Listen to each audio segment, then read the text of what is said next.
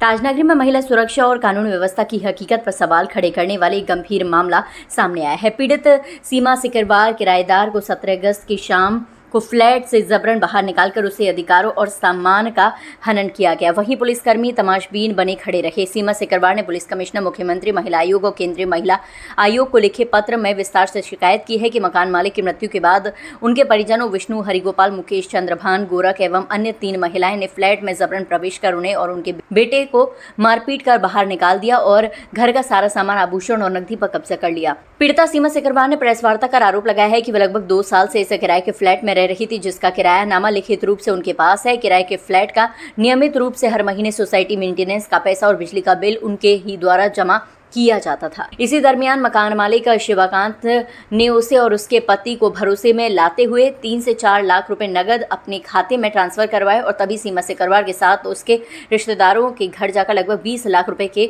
आसपास कर्ज भी लिया। मकान मालिक शिवकांत की मृत्यु होते ही जब ये समस्त लेन देन की जानकारी उनके परिजनों को हुई, तब उन्होंने पैसा ना चुकाने पड़े।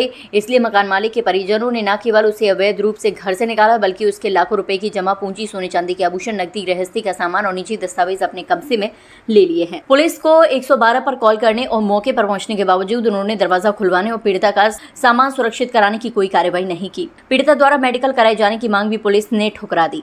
थाना सदर और थाना रकाबगंज में भी शिकायत दर्ज नहीं की गई है। महिला और उसके बेटे को जो कपड़े पहने हुए थे, उन्हीं कपड़ों में बिना दुपट्टे के नंगे पैर और बिना दवाइयों के घर से निकाल दिया गया। भाई साहब, मुझे परेशान 17 तारीख से मैं अपने घर से बाहर हूँ।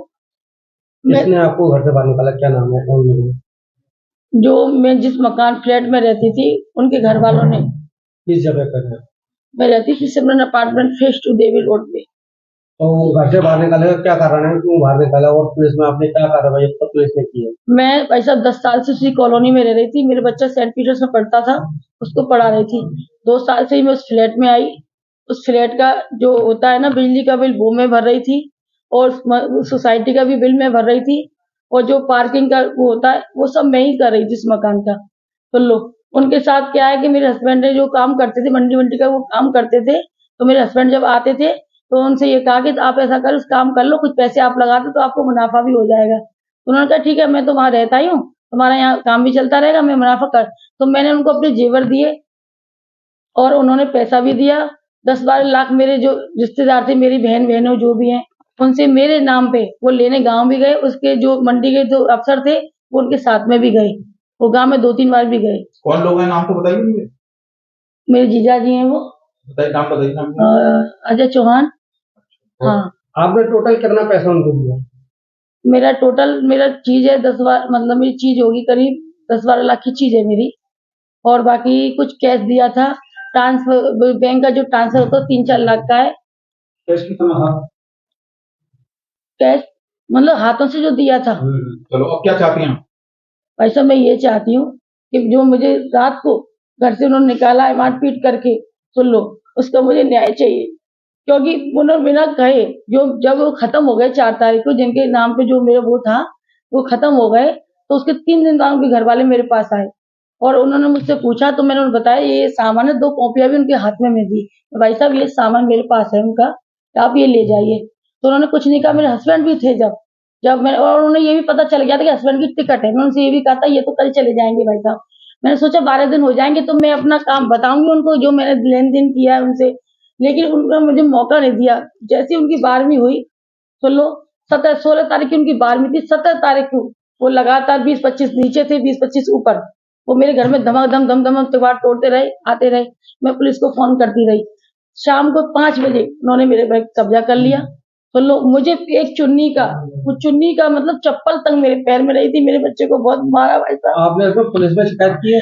हाँ, मैंने 112 पे 3 बार की थी। सदर थाने भी मैं गई थी, मेरी कोई सुनवाई नहीं हुई। उसके बाद जब मुझे घर से निकाल दिया गया तो मैं रात को बैठी रही, क्योंकि करेंगे क्या औरत क्या। मेरा बच्चा भी परेशान।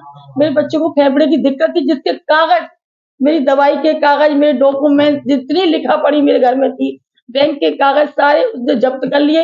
आज भी वो वहीं पे रह रहे हैं और मैं घर से बाहर रह रही हूँ। और एक बात और है कि मेरी इज्जत भी चलो कोई मतलब की नहीं। जब घर से औरत बाहर रहेगी, क्या करेगी औरत? मेरी जान को भी खतरा। मुझे ये भी कह रहे हैं वो कि अगर ज्यादा नाटक करेगी तो हम तेरे खिलाफ करेंगे, तुझे जेल में सड़ा देंगे।